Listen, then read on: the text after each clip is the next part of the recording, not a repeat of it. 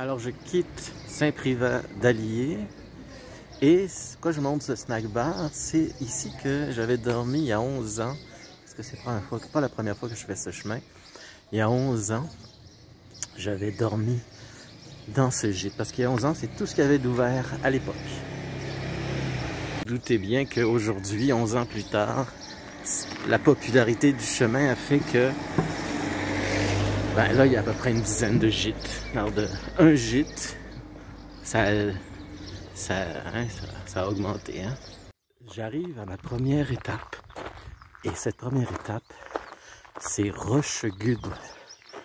Un nom, comme vous pouvez le voir, assez original.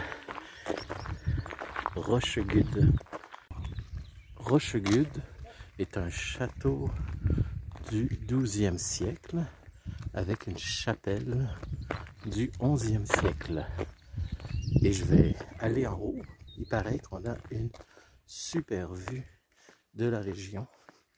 Alors je vais vous faire un panoramique du haut de la tour de Rochegude.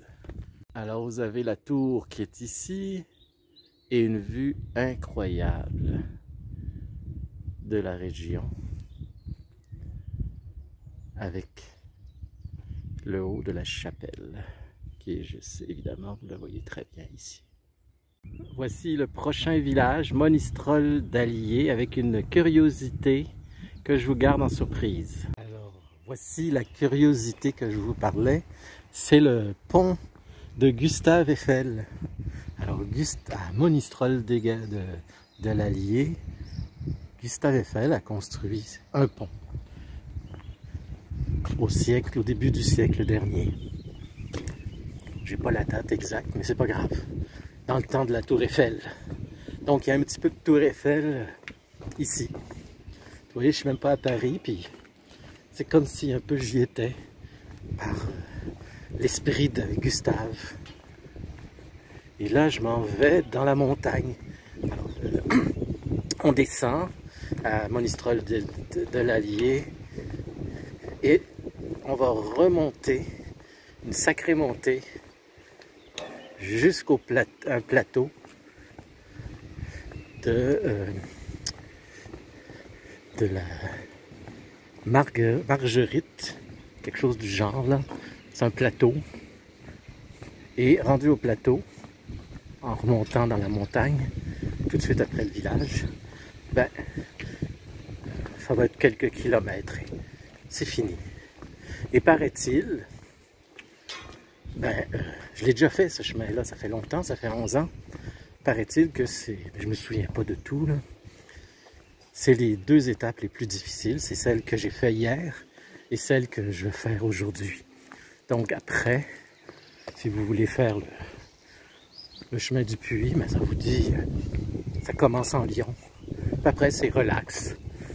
Surtout une température, regardez-moi ça, cette température extraordinaire. Regardez les terrasses. Quoi demander de mieux? On entend les cloches. On a un bar ici, le repos du pèlerin. C'est vraiment un petit peu de musique qui sort d'ici. On est vraiment, vraiment gâtés par la température. Les gens sont souriants. On parle avec eux, puis ils sont très sympas. On croise les gens que je ne connais pas, puis la discussion comme ça. C'est vraiment naturel. Il y a un esprit, on dit toujours d'ailleurs, on parle toujours de l'esprit du chemin. C'est fantastique, les fleurs sont vraiment très belles. Le climat est idéal. Voici la chapelle Sainte-Madeleine. C'est ce qu'on appelle une chapelle de type troglodyte, parce qu'elle a été creusée dans la montagne. Si vous regardez, elle est carrément dans la montagne. Heureusement, la chapelle est fermée, mais on a une vue incroyable sur Monistrol d'Allier. Voyez, on peut voir le pont juste là. Juste là, le pont Eiffel.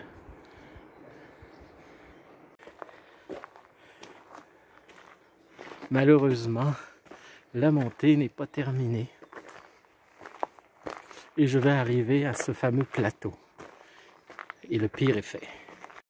Voici la bête du Gévaudan de Saugues. C'est une très grosse bête. Et voici la ville de Saugues. Est-ce qu'on domine la ville? Voyez? C'est ici que je vais dormir. Vous avez ici la tour des Anglais parce que ça a déjà été conquis pendant la guerre de 100 ans. Il y a longtemps, là, il y a près de 1000 ans. En 1300, je pense. Avant que Jeanne d'Arc arrive, là. Les Anglais étaient ici, puis ils avaient construit une tour pour se défendre. Finalement, ils ont été mis dehors, ils ont perdu la guerre. Pour revenir à la bête du Gévaudan, elle a sévi de 1764 à 1766. Elle a tué une centaine d'enfants et de femmes, surtout des personnes plutôt faibles.